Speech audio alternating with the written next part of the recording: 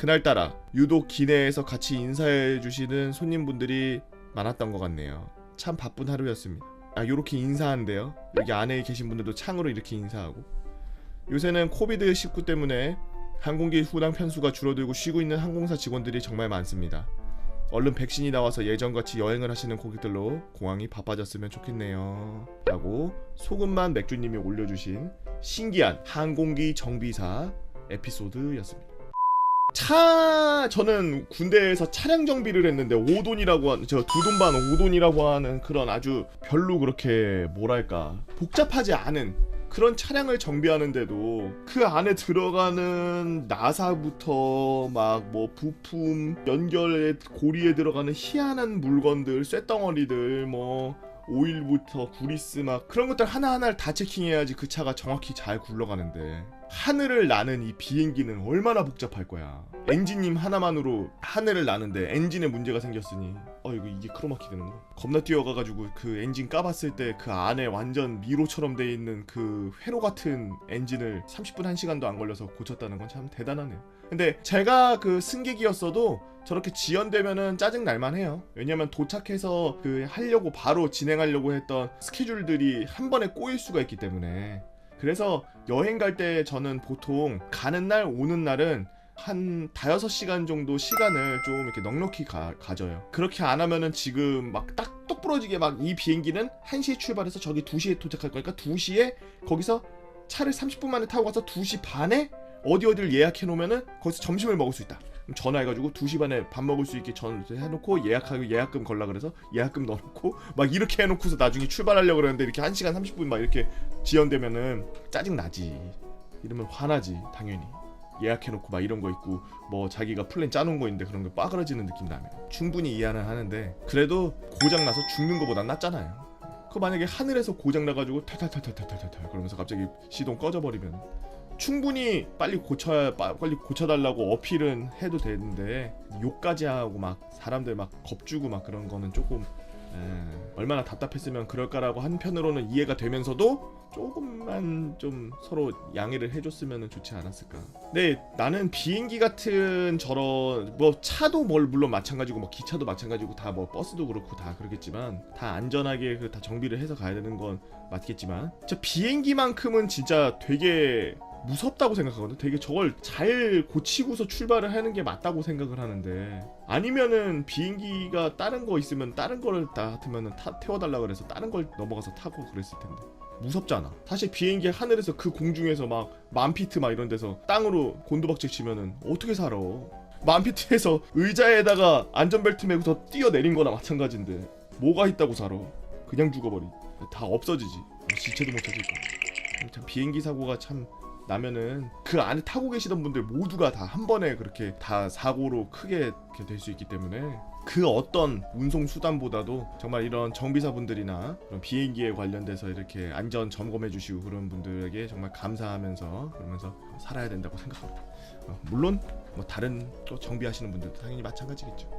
오늘은 항공기에 대한 이야기니까요. 코로나 때문에 다들 여행들 우리나라 사람들이 돈이 없다 거지다 돈이 없다 그러지만 어떻게 이래저래 끌어모아가지고 맨날 해외여행 가는 친구들 보면은 참 신기했어요. 그렇게 여행들 좋아하고 다른 나라 가서 구경하고 이러는 거 좋아하고 참 그랬던 나날들이었는데 나쁜 병 때문에 여행은 고사하고 그 비행기 그런 분들을 실어 나르던 그 비행기 회사들도 너무 힘들어서 다 손을 놓고 있는 와중이라 그쪽에서 지금 일하고 계시는 분들 지금 자존감도 많이 떨어졌을 거예요. 왜냐하면은 비행 이런 거에 대한 뭐 프라이드나 이런 것들을 좀 갖고 계셨을 텐데 지금 어떻게 뭐 거의 1년 가까이 막 수익이 없고 이런 상태에서 살긴 살아야 되니까 다른 일을 하시면서 그런 자존감이 좀 떨어지고 그러신 분들이 계시는데 곧 다 정상적으로 다 잘 될 거예요. 안녕하세요 개보건님. 언제나 썰랑썰레 재밌게 보고 있습니다. 썰랑썰레를 보면은 제가 군대에서 겪은 군대라면 가능하겠지 싶으면서도 흔하지 않은 일을 적어보고자 합니다. 전 18년도 군번으로 육군에 입대하여 강원도 포병대대에서 근무를 했습니다. 전입 첫날부터 실수를 연발하여 패급 소리를 들으며 지내던 막 일병이 슬슬 군대가 적응이 돼가면서 주특기도 숙달돼가지고 평범한 군생활을 이어가고 있었는데 전문화사의 꿈도 같이 키우고 있었죠. 전문화사를 지원하려면 뭐가 필요한지, 어떻게 해야 되는지, 간부님들은 생각이 어떤지 알아보고 다니고 운동을 하면서 체력을 키웠습니다. 그리고 병장이 돼서 드디어 전문화사 지원서를 작성하고, 완전 군대 생활에 군대에 완전 맞았나 본데? 성향이? 작성하고 행보관님께 제출하며 여러가지 상담도 받고 신체검사를 받으러 가게 되었죠. 일과 시간을 째고 행보관님 차를 타고 신체검사를 받으러 국군병원에 가서 간단한 시력, 체중, 체열 등 기본적인 신체검사를 했습니다. 저는 아토피를 제외하고는 몸에 전혀 이상이 없었기에 신체검사는 당연히 합격이겠다 라고 생각하면서 행보관님과 밖에서 국밥 한 그릇 뚝딱 먹고 편안한 마음으로 부대에 복귀했죠. 그런데 저는 정말 몰랐습니다. 이후에 그런 일이 생길 줄은요. 신체검사를 받은 지 일주일이 지나고 저는 신체검사 결과서가 오는 걸 기다리고 있었죠. 근데 행정반에서 전파드립니다. 병장 땡땡병장 땡땡병장 땡땡병장은 지금 즉시 행정반의 보고관님이 찾으십니다. 급합니다. 저는 신체검사 결과서가 나온 줄 알고 들뜬 마음으로 행정반으로 오예 그러면서 뛰어갔죠. 근데 행보관님과 측지반장님의 표정이 심각한 겁니다. 행보관, 땡땡이 왔냐? 너 간단하게 3일 정도 외부에서 생활할 수 있게 더플백하고 옷가지들 챙겨놔라. 아, 그리고 핸드폰도 챙겨가고. 야, 측지야, 나는 오늘 일이 있으니까 너가 좀 데려가 가라. 측지반장, 아, 네, 알겠습니다. 야, 땡땡아 가자. 저는 영문도 모른 채 측지반장님에게 끌려서 측지반장님의 자차를 탑승했고 어디론가 출발하기 시작했죠. 한 3분 동안 정적이 흘렀나요? 갑자기 측지반장님이 말을 겁니다. 야 땡땡아, 너 혹시 밖에서 이상한 거 하고 돌아다녔니? 예? 이상한 거라면 어떤 걸 말씀하시는 겁니까? 그리고 저 어디 가러 가는 겁니까 갑자기? 아, 못 들었니 너? 너 그 후천성 면역 결핍증이라고. 예? 잘 못 들었습니다. 아니 그게 너 HIV 그 감염자라고 추가 검사해야 한다고 병원에 가는 거야. 이 소리를 듣고 전 멘붕에 빠지고 말을 엄청 막 뱉고 있었죠. 아니 저는 남중 공대여서 여자를 보기도 힘들었을 뿐더러 천성이 겜돌이라 밖에 나가지도 않고 경험도 없는데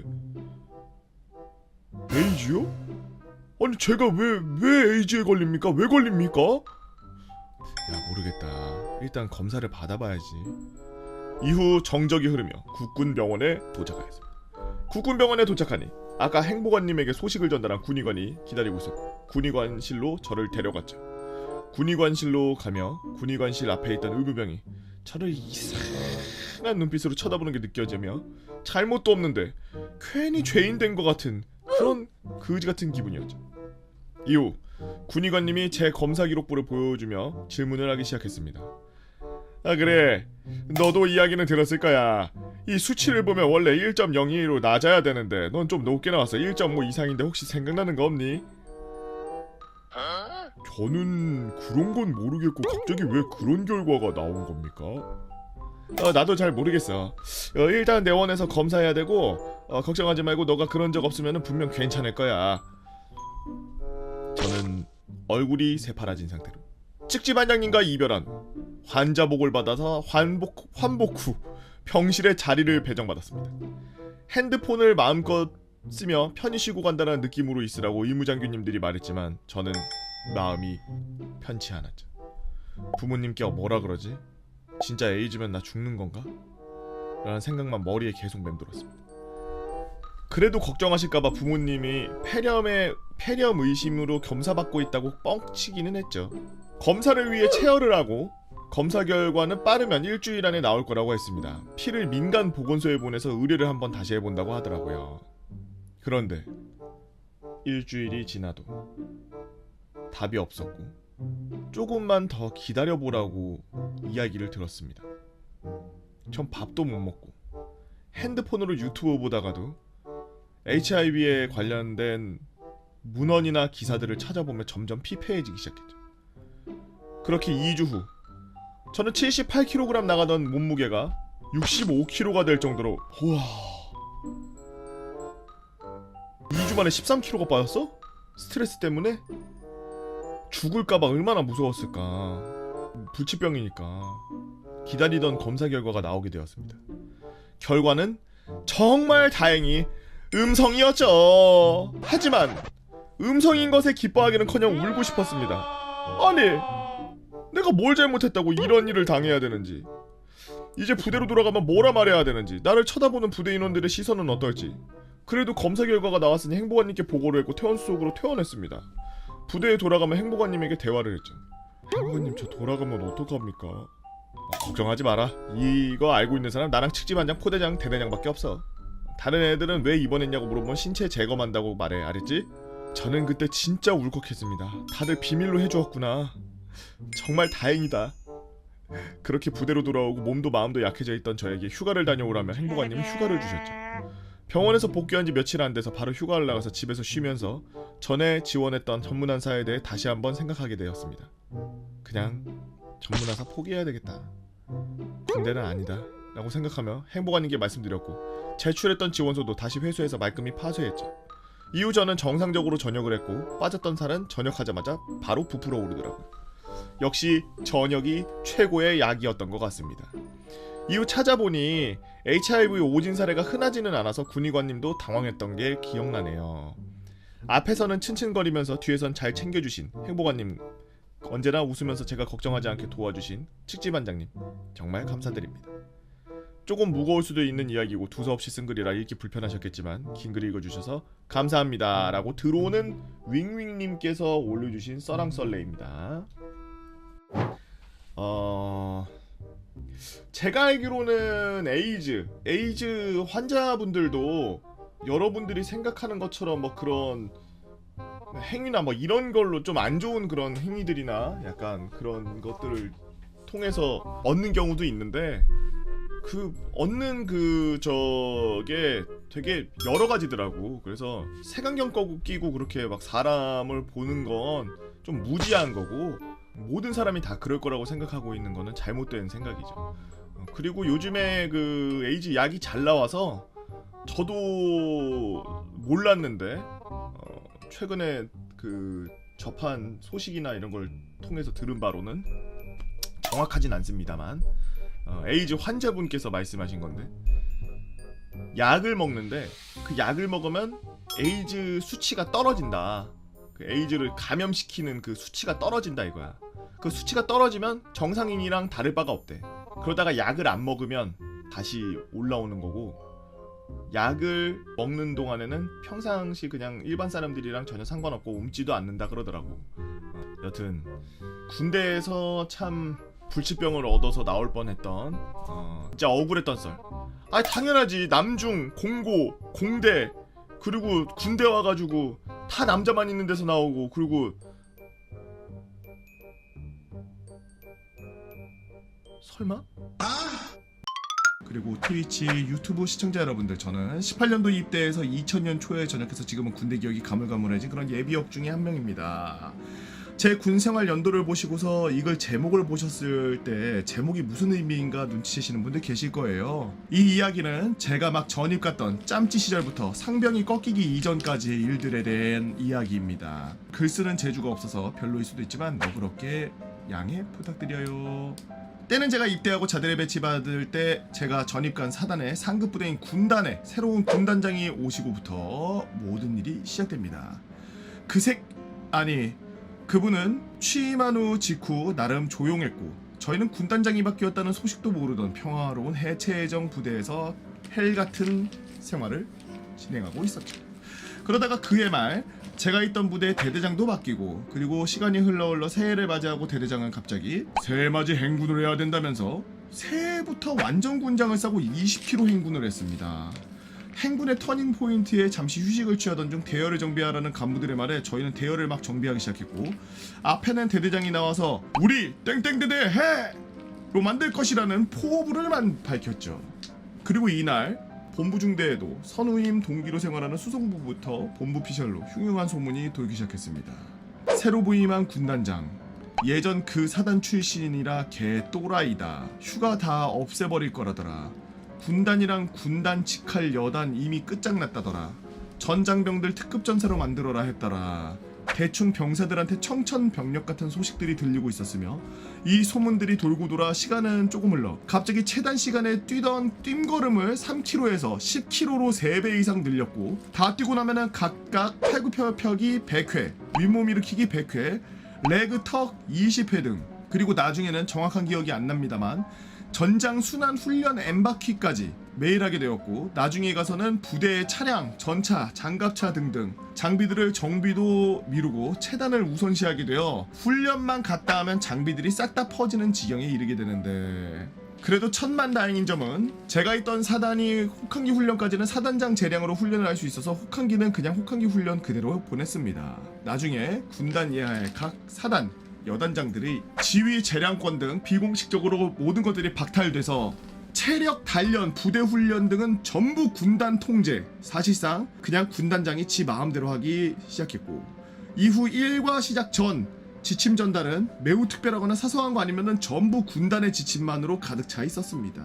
그리고 이 일 이후 더 굉장한 이벤트가 날아왔는데, 갑자기 대대장 간담회가 잡혔고 모든 부대원들은 간담회하는 장소에 가서 착석하고, 대대장이 들어온 뒤 한 한글 파일을 보여주었습니다.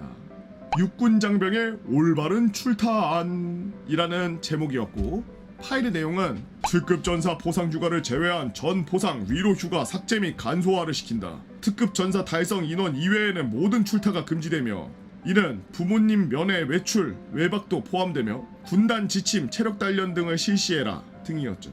여기서 앞에 간소화는 무엇이냐? 잘은 기억 안 나지만 이전에는 주말마다 종교를 갈 때 20점에 약 3일 정도를 주어졌고 대충 한 분기마다 3일을 벌 수 있었는데, 이후 종교 마일리지가 50점에 1일, 즉 50주에 하루를 가게 되어 당시 군단 사단의 종교, 기독교, 불교, 천주교는 참가 인원이 거의 실종하는 수준에 이르게 되었고, 뭐 대충 이렇게 된다라는 식의 간담회가 끝난 후 원래 실시하던 위로 휴가들은 정산해서 수여한 후 전부 역사 속으로 사라지게 되었지만, 천만다행히도 저희 사단은 핸드폰 시범 운용 부대였으며 핸드폰은 다른 사단들보다 2달 정도 빨리 쓰게 되어 그냥 핸드폰을 쓰는 낙으로라도 버티고 있었습니다. 그래도 핸드폰이라도 풀려서 개인정비 시간에 부모님과 할아버지 할머니께 매일 안부 전화를 드릴 수 있어서 다행이다라고 생각하며, 아휴 내가 이 개같은 부대에 온 걸 어쩌겠냐 하면서 시간을 보내고 있었죠. 한 번은 당시 부대 생활을 아버지께 말씀을 드린 적이 있는데, 아버지께서 왕년에 태릉에서 운동을 하셨었던 적이 있었습니다. 그때 동문분들과 술 한잔 하시면서 제가 전화를 했고, 뭐 요즘 힘든 거 없냐 물으셔서 요즘 체력 단련 너무 힘들게 하는 거 말고는 없다라고 하니 뭘 어떻게 하길래 그러냐 하셔서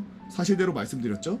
그거는 그냥 미친 짓이고 그거 계속 하다가는 애들 다 죽겠는데, 그런 거는 선수들도 몸에 무리가 가서 안 한다 라고 말씀하시고, 옆에 계신 분들도 상황을 들으시고 다 같이 군단장과 완전 뭔 시기만이냐, 뭐런 그런 새끼가 있냐, 북에서 보낸 스파이 아니냐? 등등의 반응을 보이셨죠. 그리고 저는 부모님을 더 걱정시키는 것 같아서 죄송함 그리고 공감을 받는다는 상황에 안도감을 느끼며 그렇게 하루하루를 버텨내고 있었는데, 그해 차가운 겨울 그리고 따스한 봄, 저희들에게 더 놀라운 소식이 전해졌습니다. 바로 당시 군 커뮤니티를 뜨겁게 불태우고 있던 인터넷 뉴스 기사에도 나온 6주 집중 전술 훈련을 공식적으로 저희가 최초로 하게 되었죠. 이 소식이 들리고 본부 중대 인원 피셜 과정이 이랬습니다. 군단에서 사단장들을 불러 회의를 하던 중 군단장 놈이 12주 훈련을 계획하였고, 당시 참모들이 극구 만료해서 반이나 줄여서 6주로 진행하게 되었으며, 각 사단장들에게 어느 사단에서 하겠나? 라고 하자 저희 사단장이 저희가 하겠습니다! 라고 하고, 후에 사단회의에서 어느 부대 갈 텐가? 라고 물었고, 당시 제일 짬찌 대대장이며 위로 가고 싶었던 욕망이 가득가득했던 우리 대대장이 저희가 하겠습니다! 라고 하여 진행하게 된 훈련. 대대장은 영광스러운 일을 진행할 수 있어 감격이라며 자화자찬하는 모습에 저희는 피가 뒤로 거꾸로 홀라버렸고, 훈련설은 뭐 훈련 중에 아침 저녁으로 체력 단련을 하고 야외에서 화생방 제독차를 씻은 거 말고는 그닥 특별할 거는 없었습니다. 그냥 존나긴 훈련일 뿐 너무 길어서 문제였지 군대가 다 그렇듯 환제가 발생해도 묵인하고 있다가 그래도 걱정이 되었는지 사단본부에서 3, 4주차인가에 설문조사를 하는데 전부 죽고 싶다, 없어지고 싶다, 엄마 보고 싶다, 살려줘 등이었고 이후 훈련 중에 일과 시간에 개인정비 시간에 잠깐씩 핸드폰을 주기도 했죠. 그리고 훈련 진행 중에 사단장과 참모진들이 방문을 하였고 여기에 당시 사단장이었던 김땡땡 소장은 한 텐트를 들춰보았는데 하필이면 그 텐트는 말년 병장 둘이 사용하는 텐트였고 당연히 내부는 개판이었던 것. 그리고 사단장은 그 중대의 중대장을 불렀고 여군 중대장이었습니다. 네가 여자니까 애들이 이렇게 개판인 거 아니야? 라는 명언을 날리고 대충 다른 곳도 조인트를 확 까버린 뒤 돌아갔고 계속된 훈련 중 저희 사단장이 이 취임식으로 바뀌어버렸고 얼마 안가 훈련은 그의 동원 예비군 훈련을 마지막으로 행군을 하며 부대에 복귀했습니다. 사단장과 참모진들 그리고 사단 군악대들의 축하를 받으면서요. 이때 전원 휴가 3일에 전투 휴가 18일 받았습니다. 이후 저희 사단의 부대들이 돌아가며 6주 훈련을 하게 되었고 저희를 모르모트로 사용하던 얻은 데이터로 나름 스무스하게 훈련들을 하기 시작했고 다른 부대들은 못해도 위로 8일 넘게 받으면서 저희는 또 한번 피가 거꾸로 솟았죠.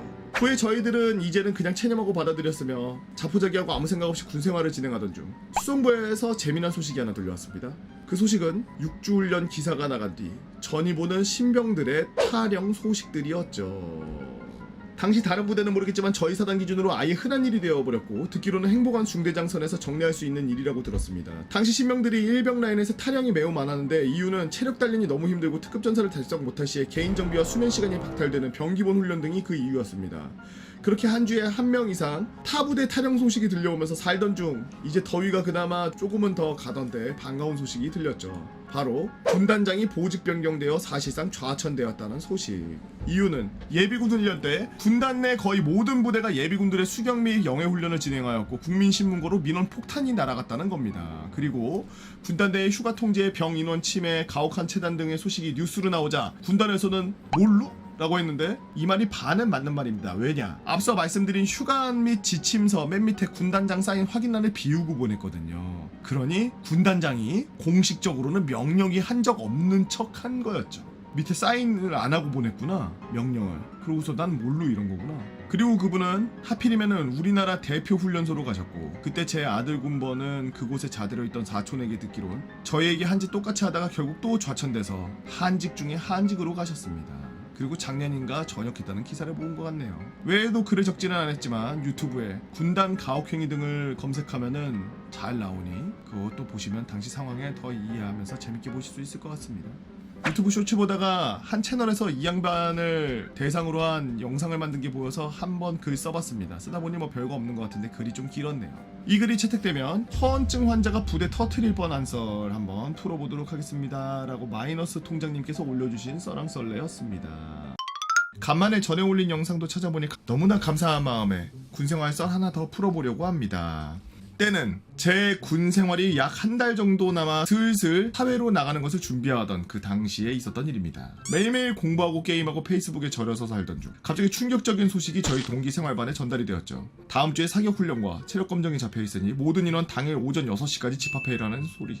말년에 사격 훈련과 체력 검정이라니. 심지어 제가 말년에 있던 부대는 자체적으로 해당 훈련을 진행할 수 없었기에 차 타고 최소 1시간에서 2시간을 가야 했던 상황. 당시 저와 제 동기들은 말 그대로 엄청난 백을 뒤에 두고 해당 부대에 말년을 보내고 있던 사람들이었습니다. 우선 저만 해도 해군 참모총장과 동기인 투스타 최고 짬 부사관이 있었고 말년 당시 군 교회에서 저를 살뜰히 챙겨주시던 해병대 투스타는 최고 권력자입니다. 뒤에 두고 있었으며 그 외에도 아버지께서 한국 탑5 안에 들어가는 대기업 이사, 모, 단체 시의원, 당시 해사 교장, 전입온 병사 얼굴 보러 생활관으로 산책 오시는 원스타 등 어마어마 무시무시한 백을 둔 생활관이었기에 부대 내에서 그 누구도 저희를 함부로 건들지는 못했습니다. 이를 바탕으로 저희는 다 같이 항의를 했죠. 말년에 왜 이런 걸 해야 되죠? 저희는 가고 싶지 않습니다. 우리가 안 가도 충분히 인원이 채워지지 않겠습니까? 라면서 소대장인 중사에게 따졌습니다. 그러나 그렇게 됐어. 우리도 모르겠어. 우리도 어쩔 수 해줄 수 있는 게 없어.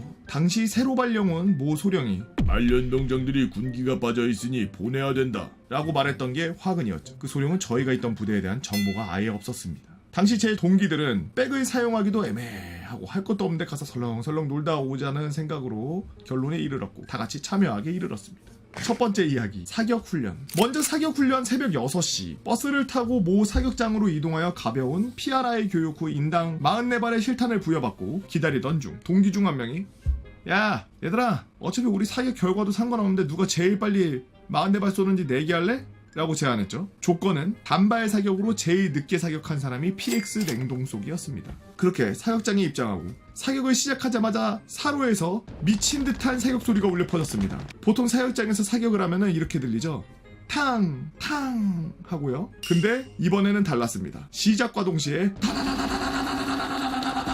하는 소리가 들렸습니다. 그렇게 사격장에서 가벼운 주의를 듣고 복귀하자마자 모 소령의 버스터 콜이 울려 퍼졌죠. 모든 병사들을 불러내고 특히 저희를 앞에 세워두고 집중적으로 까대기 시작하는데 말년이라 정신이 나갔냐, 군대가 미쳤다, 영창을 보내야 된다. 하지만 실질적으로 저희에게 줄 수 있는 것은 과실 보고 누적되면은 휴가 제한에 걸릴 수 있는 뭐 그 정도? 하지만 우리는 말년 휴가도 다 끝내고 집 갈 날만 기다리는 진짜 찐 말년 병장들. 타격이 1도 없었고요. 두 번째 이야기, 체력 검정. 그렇게 사격훈련 사건 이틀 후 저희는 타부대로 체력검정 시험을 보기 위해 이동했습니다. 그러나 문제는 출발하기 전에 생기게 되었는데 제 동기들 중에 3명이 전날 당직으로 쉬어야 하는 상황임에도 불구하고 또 그 모 소령이 사격훈련 때 분이 풀리지 않았는지 강제로 참여를 하게 만들었고 당시 체력검정은 저희에게는 정말 1도 필요한 것이 없었기 때문에 팔굽혀펴기 10개, 유몸일으키 10개 정도만 하고 끝내는 등 대충 했죠. 그러나 그 순간 모 소령은 저희를 하나하나 뚫어지게 쳐다보고 있었습니다. 대망의 3km 달리기 차에 밑에 후임들이 미친듯이 달려나가기 시작했고 저희는 뒤에서 터벅터벅 설렁설렁 뛰기 시작했고 그렇게 앞선 후임들보다 약 10분 정도 늦게 들어왔습니다. 그러나 도착했을 때 보였던 건 저희를 제외한 모든 인원이 연병장에서 정자세로 차렷자세로 대기를 하고 있는 모습. 그리고 그 앞에 모소령. 저희에게 계속해서 앙금이 남아있던 소령은 먼저 도착한 후임들에게 너희 선임들이 체력검정에 임하는 태도가 불량하기 때문에 연대 책임으로 너희도 쉴 수 없다 라면서 숨이 목 끝까지 차오르고 목에서 피맛이 나는 후임들을 움직일 수 없는 차렷 자세로 대기를 시켜뒀던 것입니다. 그리고 결정적인 모소령의 행동. 도착한 저희들을 후임들 앞에 세워두고 타부대 연병장에서 약 1시간가량 잔소리를 해가며 너네가 이렇다 저렇다 인격 모독에 가까운 욕설들을 면전에다가 쏟아냈고 이 자리에 있는 모든 사람 휴가 제한이라는 내용을 언급했죠. 병사들 사이에서 저희를 묻어버리려는 행위였어요. 그 상황에서 저희는 참고 있던 화가 폭발했습니다. 말년에 굳이 참여하지 않아도 되는 일정에 군기를 바로잡겠다고 억지로 넣은 것도 모자라서 계속해서 보이는 갑질. 세 번째 이야기, 반격의 서막. 그렇게 복귀한 저희는 각자의 연주를 통해 모 소령에 대한 소문들을 수집하기 시작했습니다. 그 모 소령은 비리를 저질러서 진급이 누락되어 소령 최고짬이었다. 현재 모 소령이 맡은 보직에 비리가 있다. 타 병사 및 부사관들에게 저질렀던 부조리와 욕설이 있다. 이러한 정황과 증거들을 모은 저희는 연출들에게 이 소식과 저희가 들었던 욕설들을 모두 전달했고 당시 제가 있던 곳은 대대장이 중령? 과연 어떻게 되었을까요? 네 번째 이야기, 굿바이. 그렇게 이 모든 소식들은 각자의 연줄에게 전달되었고 저녁 얼마 전 부대에 헌병대들이 들이닥쳤습니다. 부대에는 엄청난 혼란이 일었고 나중에 일이 좀 정리되고 들은 이야기로는 그 소령은 이전 부대에서도 병사들과 부사관들을 향한 부조리와 비리로 인해 진급이 누락되어 쫓겨나듯 이곳으로 오게 되었고 연금만 챙겨서 나갈 계획이었었나봐요. 그러나 그 상황에서 저희를 건드려버린 거였죠. 그렇게 조사를 통해 그 소령이 전역을 앞두고 군자금에 손을 대 비자금을 빼돌린 사실과 부사관들에게 사역과 부조리 등 악행을 저지른 사실들이 밝혀지면서 불명예 전역 물론 교도소도 가셨다고 하더라고요. 어쩌면 조용히 있다가 나가실 수도 있었을 텐데 괜히 여기저기 벌집 건드리듯이 건드리다가 일을 당하셨네요. 지금은 잘 지내고 계시는지 모르겠습니다. 그때 저희를 포함한 병사들을 향해 하셨던 그 욕설과 말들을 차마 여기에 담지는 못하는데 정말 최악이었죠. 그 당시 저희의 행동도 잘한 건 없거니와 군기가 빠질 대로 빠진 행동들이었다는 건 알고 있습니다. 어쩌다 보니 비리 군인을 잡아낸 결과가 되어 이 글을 한번 올려봅니다. 너무 많은 비난은 자제해주세요 라고 연구원님께서 올려주신 썰랑썰리였습니다. 아니 뭔 놈의 병사들이 연줄이 이렇게 그냥 이 정도 연줄이면 병사할 게 아니라 그냥 장교나 부사관 지원만 해도 원사 달고 그냥 별 다는 거 수월한 거 아이가? 왜 병사로만 생활하다가 그냥 병사로 전역하지? 이 정도 연줄 있으면 나 같으면은 군대 짱 막았다. 한 예로 저는 어렸을 때부터 아버지가 사자가 들어가는 직업은 전문직이라 아주 그 유망한 직업들이다. 공부 열심히 하면 그런 걸 가질 수 있다라고 아주 아기 때부터 배웠어. 뭐 의사, 검사, 판사 뭐 이런 거죠.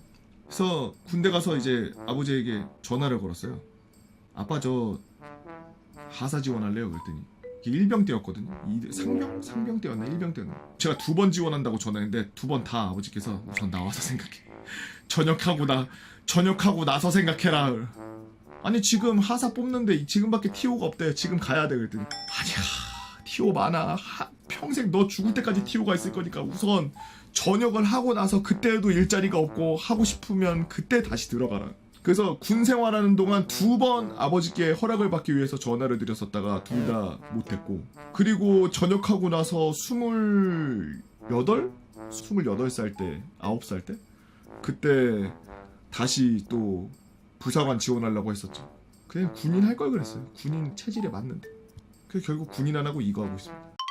제 기억 속에서 상당히 어둡고 쓸쓸한 기억으로 남은 사건입니다.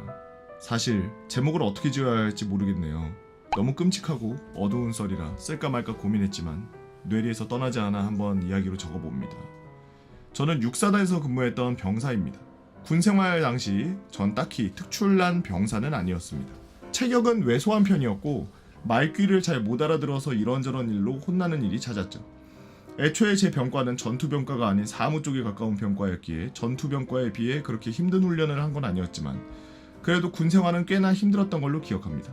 군생활하면 소소하고 작은 추억들도 생기곤 했고 재밌는 일도 생기고, 그리고 제가 할 수 있는 일에 있어서는 최대한 노력을 하려고 하면서 선임들에게 약간이나마 인정을 받기도 시작했죠. 사실 이런 힘든 부대생활 중 하는 일들 중에 저는 사격훈련을 은근히 좋아했던 사람입니다.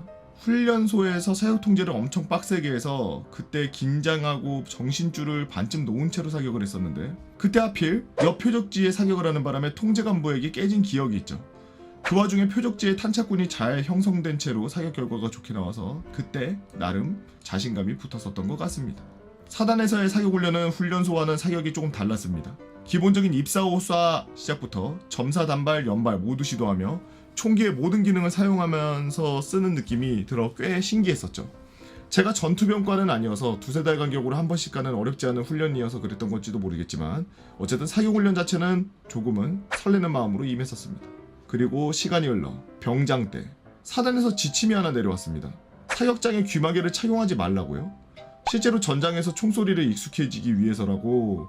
어쨌든 지침은 지침이니까 따라야 된다면서 전 청력이 걱정되었지만 한쪽만 끼고 하라는 정도로 저희 간부님들이 배려해 주셨고, 전 한쪽이라도 끼고 사격에 임했지만 그 천둥과 같은 총소리는 제 귀를 사정없이 때렸으며 그때 그 총소리 때문에 집중력이 흐트러져서 그날 사격 결과도 좋지 않게 나와 상당히 불쾌했습니다. 그리고 일주일 동안 한쪽 귀는 계속 이명에 시달리게 되었죠. 지금도 피곤함이 심해지면 귀에서 이명 소리가 크게 들리곤 합니다. 이게 우리가 다 군대 갔다 와서 귀에서 이명 들리는 거예요? 원래 안 들려요? 나 피곤하면 삐 한쪽 귀 싹 먹으면서 삐 그러는데 원래는 안 들리나요?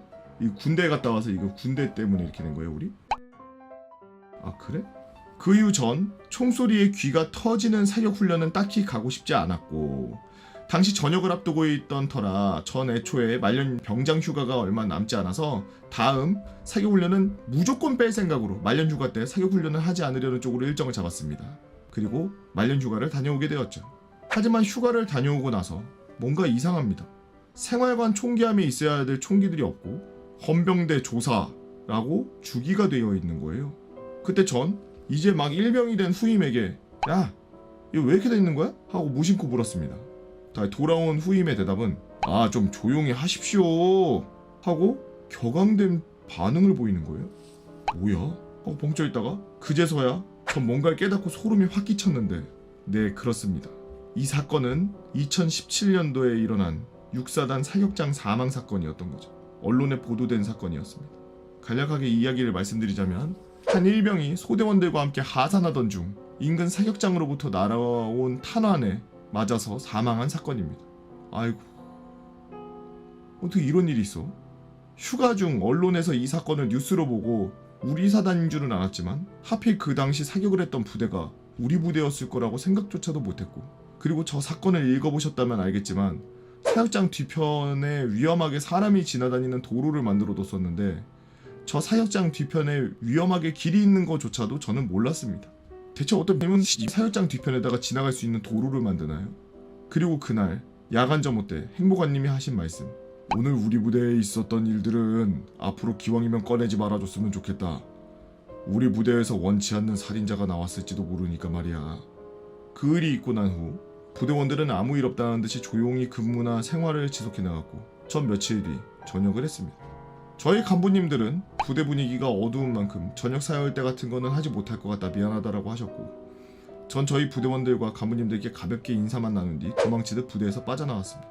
그리고 부대에 대한 일들은 생각하지 않으려고 했죠. 사실 지금 생각해보면 여러모로 너무나도 끔찍했습니다. 만약 내가 조금 입대를 늦게 하거나 그 사격장에서 사격을 했다면 제가 쏜 총에 그 병사가 맞았을까요? 그리고 애초에 우리 부대원들 중에 그 사격을 했던 사람들 중 일병이 맞은 총알을 쏜 사람이 있을 수도 있다라는 기정사실화된 상황에서 우리 부대원들은 다시 그 사격장에서 사격훈련을 할 수 있을까요? 아니면 그 사격훈련장이 아닌 그냥 사격 자체를 할 수 있을까요? 그리고 제가 무심코 생활관에서 했던 말 한마디에 그 말 듣고 큰 죄책감을 느꼈던 병사들도 있었을까요? 헌병대에서 총기를 조사하고 나서 아마 병사에게 충격을 주지 않기 위해 굳이 확인된 사실을 알리진 않았겠지만, 전역 후 사회에서 내가 그 당시 일병이 맞은 총알을 쏜 병사일지도 모른다는 사실 때문에 끔찍한 트라우마가 오진 않았을까 싶습니다. 전역 후 전 저희 부대원들과 다시 연락하지는 않았기에 이 이후에 어떤 일이 부대에 벌어졌는지는 모르겠습니다. 하지만 부대에서 있었던 좋은 추억들도 분명히 있긴 하면서도 이런 끔찍한 일 때문에 저는 군대라는 조직을 좋게 기억할 수가 없게 되었습니다. 긴 글 읽어주셔서 감사합니다 라고 감칠만님께서 올려주신 썰랑썰레였습니다. 이런 경우들이 조금 그 썰랑썰레 썰에서도 몇 개 있었는데, 어떤 썰들이 있었냐면은 GP 쪽 근무하고 계셨는데, GOP였나? GOP 쪽 근무하고 계셨는데 증가초소였나? 초소에서 근무 쓰고 있는데 발밑으로 계속 뭐가 핑! 막 이런 소리가 나서 이게 무슨 소리가 이렇게 뭐 휘파람 같은 소리가 이렇게 어디서 자꾸 나나 이러고서 말았는데, 그러고 있다가 조금 있다가 찝차들이 막 나타나서 괜찮냐고 확인하고, 그래서 무슨 일이십니까? 라고 물어보니 알고 보니까 산 맞은편, 그러니까 건너편에서 M60 사격을 했는데, 그 M60 사격할 때 사수가 총을 너무 높게 잡고서 쏴서 총알이 그 산을 넘어서 그 산 뒤에 증가초소에서 근무 쓰고 있던 그 사람 발 근처까지 총알이 계속 날아오고 있는 상황이었는데, 근무 쓰고 있던 사람은 이게 무슨 상황인지 거의 모르고 있는 상황으로 계속 근무를 쓰고 있었더라고요. 그 썰이 썰랑썰레에 올라가 있는데 갑자기 그때 그 생각이 나네요. 그 사실 사격장 주위에는 가까이 가거나 이동할 수 있는 그런 도로를 만들거나 그런 짓을 하면 안 되죠. 편의를 위해서 뭐 만들었다라고는 할 수 있겠나요? 그 위험한 데를 그렇게 다닐 수 있게 그렇게 길을 만들어가지고 그렇게 하는 게, 사격장을 계속 유지 보수해야 되니까 왔다 갔다 해야 돼서 뭐 옆에 고랑 있는데 요런 데 길이 있는 거는, 또랑 있는데 있는 거는 뭐 이해합니다만은, 산 뒤쪽으로 해서 총을 맞을 수 있는 각도로 거기다가 길을 만들어 놓은 거는 제가 봤을 때는 그 업무를 도로 만들려고 그 업무를 지시했던 사람들이 뭔가 과오를 저지른 게 아닌가 싶은 생각이 있고, 왜냐하면 이게 탄이라는 게 군대 안 갔다 온 친구들은 그냥 탄이 일자로 나간다고 생각하지만 이게 회전하면서 이렇게 아래로 위로 이렇게 움직이거든요. 탄이 이렇게 헤엄치듯이 접영하듯이 이렇게 움직이거든요. 그러면서 앞에 탄두가 뾰족하게 생긴 원뿔형으로 생겼기 때문에 돌이나 면 같은데 이런데 만약에 이렇게 비스듬히 돼 있는 면 같은데 이런데 탄이 맞으면 팡 하고서 튕겨요. 그럼 회전하고 있고 아래로 내려오고 위로 올라가고 있는 그런 상황에서 비탈면을 맞으면 각도가 확 달라져요. 그래서 아마 여러분들이 미군이나 아니면은 미국 애들 중에 총 쏘는 그런 동호회? 이런 사람들이 야간에 총 쏘는 거, 야간 사격하는 거 이런 거 밈이나 아니면 영상 같은 걸로 좀 보신 분들 계실까 모르겠는데, 그런 애들 보면은 어마무시하게 쏘거든요. MG50이나 막 M60 같은 거 그냥 막 깔려요. 근데 거기다가 뭐 넣고 쏘냐면은 예광탄을 엄청 많이 집어넣고 쏴. 그러면은 밤에 쏘면은 레이저 나가듯이 막 스타워즈 하듯이 레이저 나가듯이 막 나가거든.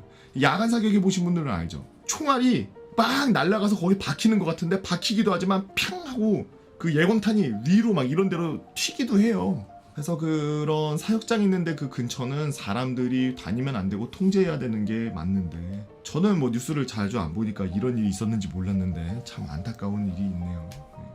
여러모로 조금 조심만, 서로가 한두 발걸음 정도만 조심했으면, 서로 뭔가 시간대가 조금만 안 맞았어도 이런 일이 없었을 텐데.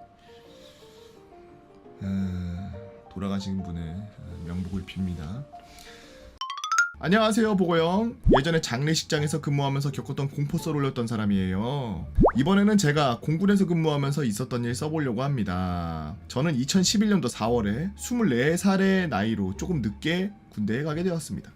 토건 특기로 수원기지에 자대 배치를 받아 공병으로 생활을 하게 되었고, 별일 없이 일병 중반이 되어가던 12월, 오른손 엄지 아래 손바닥 두꺼운 부분 있죠? 거기가 간질간질한 느낌이 들어 긁게 되었는데, 피부 아래쪽에 약간 작은 덩어리 같은 게 느껴졌습니다. 이게 뭐지? 뭘까? 처음에는 모르고 그냥 가끔 간지러운 느낌이 들기만 해서 별다른 증상 같은 거 없이 그냥 방치했죠. 그렇게 대략 한 달 이상 방치하는 동안 크기가 조금씩 커져서 거의 비비탄만한 정도의 크기가 되더라고요. 그때는 왜 그걸 별 생각 없이 방치했는지 참 멍청했습니다.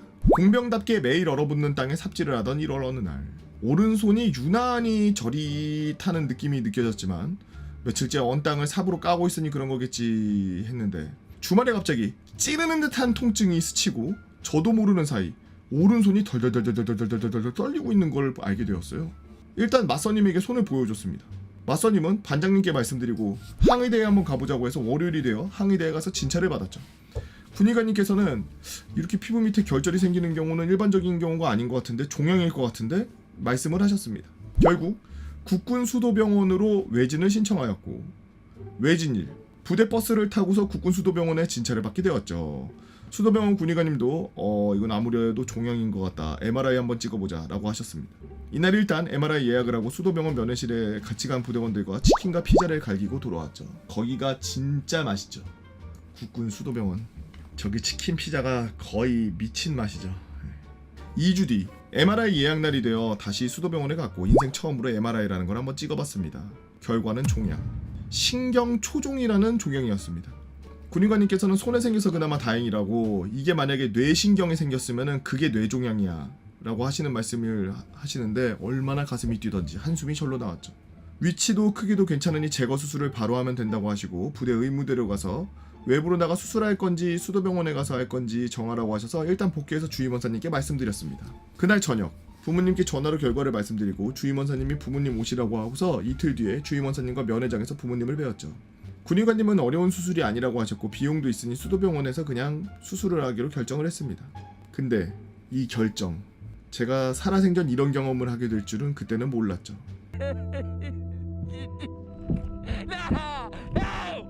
며칠 뒤 행정기를 통해서 저는 공군에서 국군수도병원으로 소속이 바뀌었고, 반장님과 주임원사님, 대대장님의 신고를 하고 짐을 싸서 항의대 버스를 타고 수도병원에 입원했습니다. 첫날은 입원실에 배정받고 타 군인 아저씨들이랑 얘기를 하다 보니 다음날 수술자들을 호출해서 가봤습니다. 마취 과정과 금식 등의 안내를 받았죠.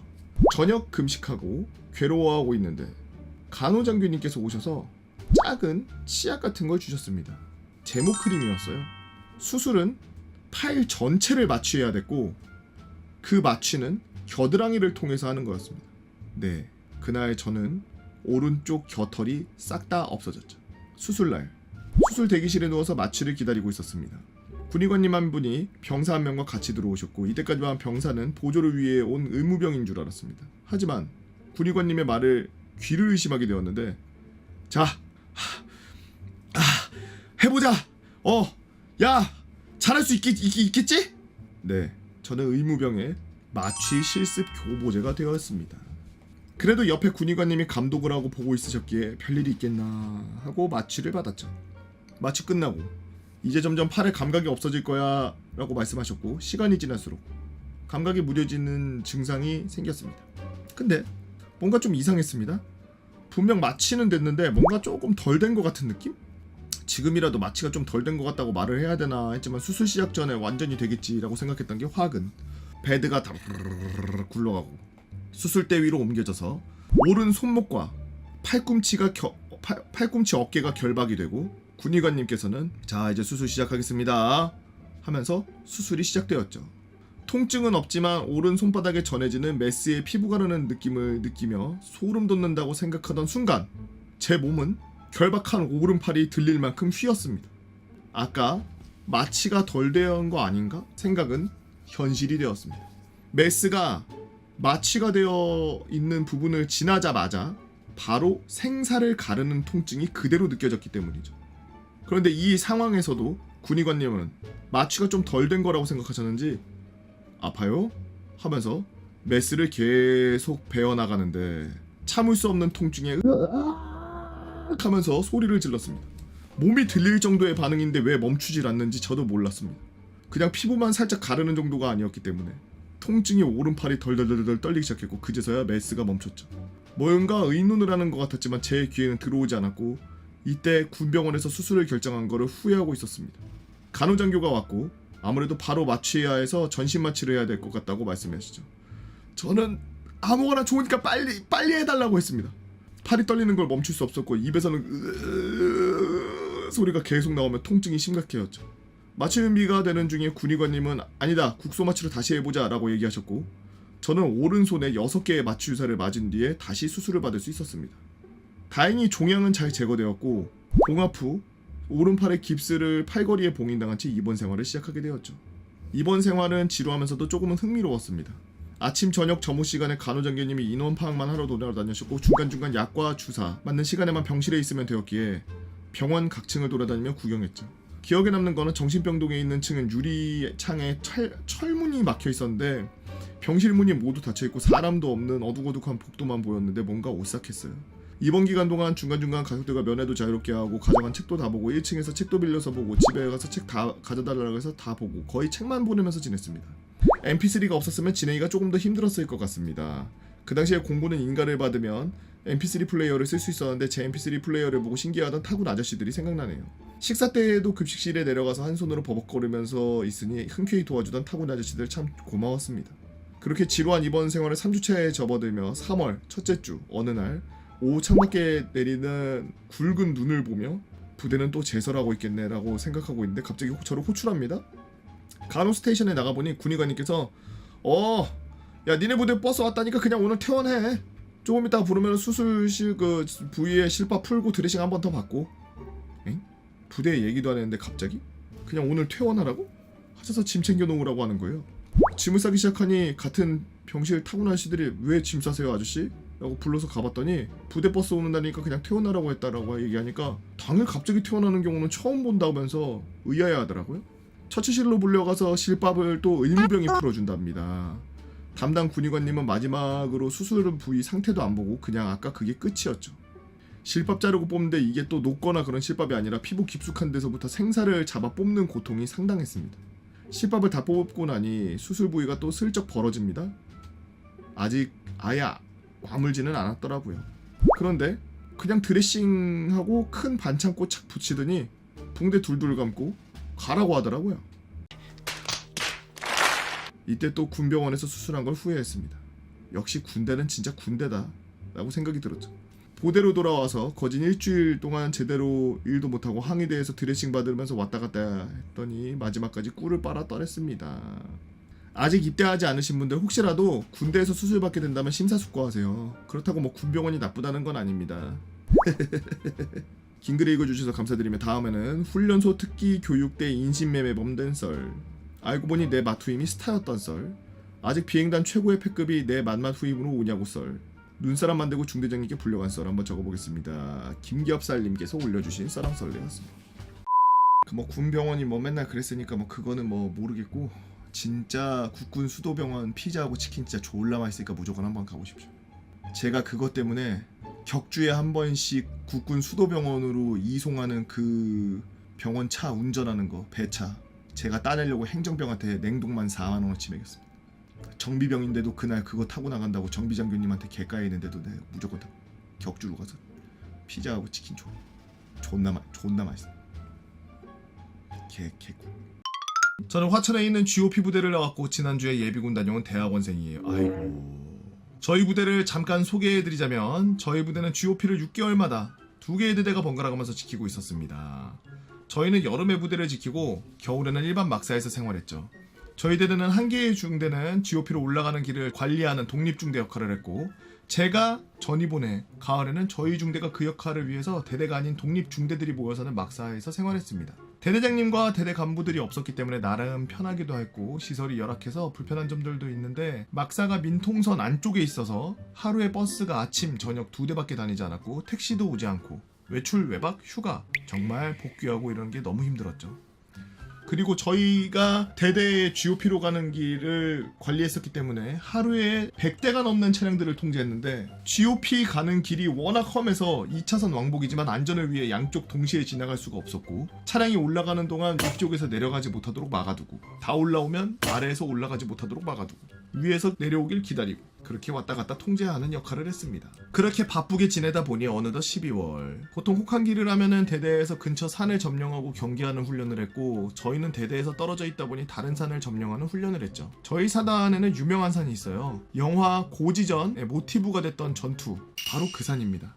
화천댐을 사수하기 위해 정전협정 직전까지 서로 고지를 차지하기 위해서 치열한 전투가 있었던 만큼 지리적으로 군사적으로 너무나도 중요한 산이어서 전시에도 빠르게 점령해야 했고, 그 중요하고 중요한 역할을 하필 저희 중대가 맡았던 겁니다. 그렇게 혹한기가 다가오고 매년 이곳을 담당하는 중대가 바뀌기 때문에 저희 중대도 점령할 거점을 미리 답사해야 했고, 중대 간부님들과 분대장들이 미리 가본 저희 점령지는 끔찍 그 자체. 차를 타면은 1시간 정도 걸리는데 가파른 산을 차로 올라가야 되기 때문에 S자 코스가 끝도 없이 이어져 있었고, 경사가 너무 심해서 뒤로 떨어질까봐 다치 옆면을 잡고서 버티느라 진짜 힘들었습니다. 멀미로 힘들고 팔도 아파 죽을 때쯤 도로가 끊기는 부분부터는 걸어서 이동하라 그래서 걸어서 이동했고, 정말 아무것도 없는 야산인데 중간중간 진지가 설치되어 있는 이상한 곳이었죠. 특이한 건 6.25 때 전투가 있었던 곳이라는 걸 증명하듯 걸을 때마다 바닥에 탄피가 엄청나게 밟혔고 버려져 있는 탄통과 수통들이 아주 많이 보였습니다. 그렇게 답사를 마치고 중대 간부님들과 저희는 눈이 와서 훈련이 취소되기를 간절히 빌고 또 빌고 또 빌며 매일 일기예보를 봤죠. 하지만 군대는 원래 하기 싫은 거는 꼭 하게 되어 있는 곳이고, 12월에만 제설을 21번 했을 만큼 눈이 많이 오는 지역이었지만 그날만큼은 이상하게도 눈이 오지 않았고, 저희는 전날 9시에 잠을 자고 새벽 5시에 일어나서 밥을 먹고 출발을 준비를 했습니다. 모두 준비가 끝나고 6시에 조금 지난 뒤 핫스페이스